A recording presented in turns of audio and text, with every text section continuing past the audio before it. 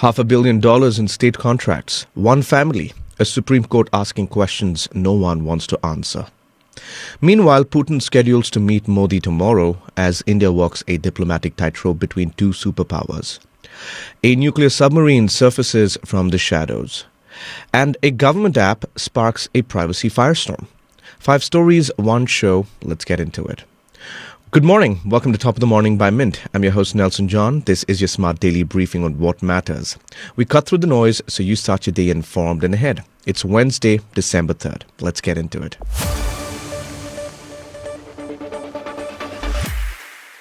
$154 out of 300 contracts. That's how many government work orders in Arunachal Pradesh's Tawang district went to firms linked to Chief Minister Pema Khandu's family over the past decade. The Supreme Court isn't buying it as coincidence. Justice Vikramnath and Sandeep Mehta called the pattern remarkable on Tuesday while hearing a public interest litigation that accused the BJP leader of steering state largesse towards his relatives. The petitioners, represented by advocates Prashant Bhushan and Neha Rathi, alleges that the firms connected to Khandu's wife, brother, nephew, and his father's second wife have collectively received contracts worth thousands of crores. Here's what the court found striking. The state's own affidavit didn't dispute the family connections. It simply argued that the contracts were awarded through open tenders. The bench wasn't convinced. It is possible the tender was there and nobody came forward. Where they did, the difference is minimal. That shows cartelization. The firms in question included Brand Eagles and Frontier Associates, owned by the CM's wife, Tesring Dolma, RD Associates belonging to his brother Tashi Khandu, and Alliance Trading Company linked to his nephew's wife. Senior advocate Rauf Rahim appeared for the state, initially limiting the scope to Tawang district. The court pushed back. How do you say this petition is limited to Tawang only? It is for the entire state. Now the state has 2 months to file a detailed affidavit covering contracts awarded to family-linked firms across all districts. The matter returns in February. The petitioners also pointed to an earlier CAG report that flagged violations of procurement rules meant to ensure transparency and prevent conflicts of interest. Arunachal enacted a law in 2015 allowing contracts up to 50 lakh rupees through direct work orders.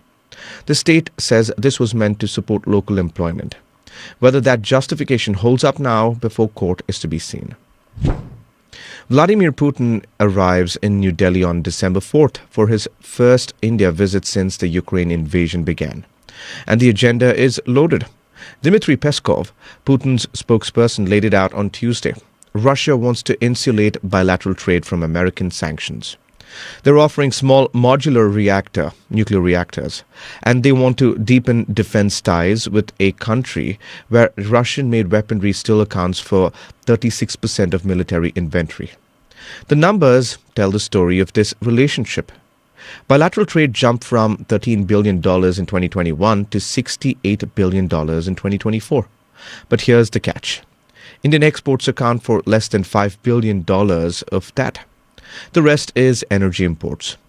Washington recently slapped a 25% tariff on Indian goods over Russian oil purchases.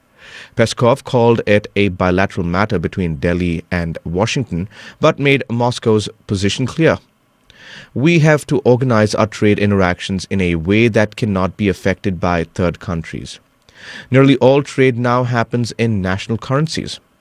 Russia calls it protecting sovereignty.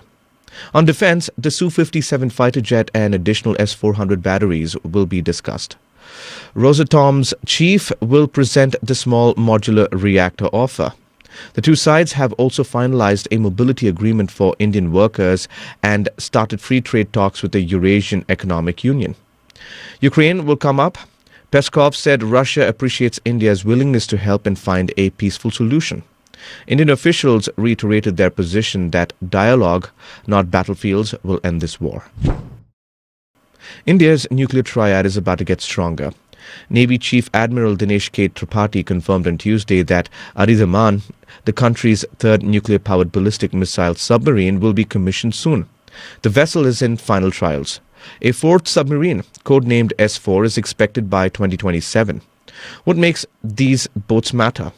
Well, they're undetectable launch platforms for nuclear warheads. Only 5 other nations have this capability. The newer Haryant-class submarines are expected to carry K-4 missiles that can strike targets 3,500 kilometers away. India's nuclear arsenal now stands at 180 warheads, according to SIPRI. Pakistan has about 170, China has 600. Tripathi also confirmed that the Rafale Marine fighter deliveries for the Navy will begin in 2029, and the 70,000 crore rupee project 75I for next-generation conventional submarines is in advanced contract negotiations.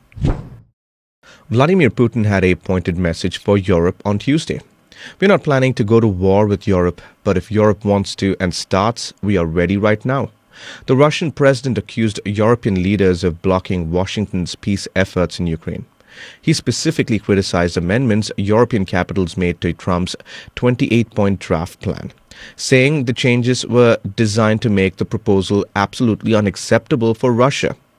European leaders have pushed back on the original draft, arguing it concedes too much to Moscow on territorial issues.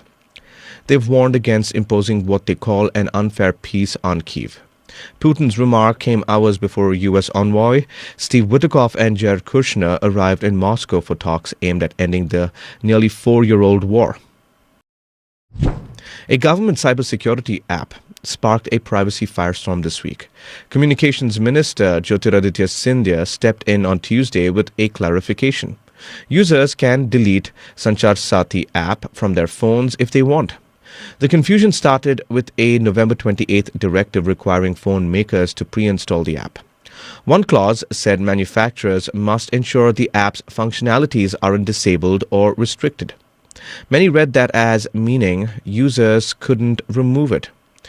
Scindia called the system completely voluntary and democratic. Opposition leaders aren't satisfied.